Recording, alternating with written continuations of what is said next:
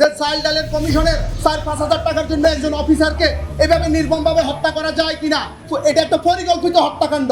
আমাদেরকে এখনো দেশবাসী জিজ্ঞেস করে যে ভাই বেগম জিয়ার বাড়ি কি তোমাদেরকে দেওয়া হয়েছে? আমাদেরকে বেগম জিয়ার ওইখানকার কোনো জায়গা আমাদেরকে দেওয়া হয় নাই। আমি পিলখানা হত্যাকাণ্ডের একমাত্র বাধাদানকারী শহীদ কেন্দ্রীয় সুবেদার মেজর নুরুল ইসলামের ছেলে। আপনারা জানেন যে ডালবাতের ইস্যু বলে এই এতগুলো অফিসারকে হত্যার মাধ্যমে এদেশে সার্বভৌমত্ব এবং সেনাবাহিনী বা সশস্ত্র বাহিনীর যে ক্ষমতা এটাকে একেবারে ধ্বংস করে দেওয়া হয়েছে।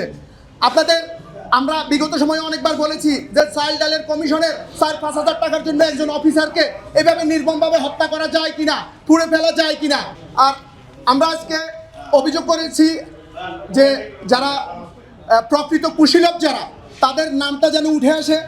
এই হত্যাকাণ্ডে যারা সরাসরি বা পরোক্ষভাবে যারা জড়িত ছিল তাদের নামটা উঠে আসে এবং প্রকৃত অপরাধীদেরকে আইনের আওতায় এনে এই জাতিকে দেখানো যে এটা ডালবাতের কোনো আন্দোলন ছিল না, এটা একটা পরিকল্পিত হত্যাকাণ্ড। আর আমি মিডিয়ার মাধ্যমে আরেকটা কথা বলবো, আমাদেরকে এখনো দেশবাসী জিজ্ঞাসা করে যে ভাই বেগম জিয়ার বাড়ি কি তোমাদেরকে দেওয়া হয়েছে? এই মিডিয়ার সামনে আমি বলবো আমাদেরকে বেগম জিয়ার ওইখানকার কোনো জায়গা আমাদেরকে দেওয়া হয় নাই। এটা মিথ্যাচার ছিল।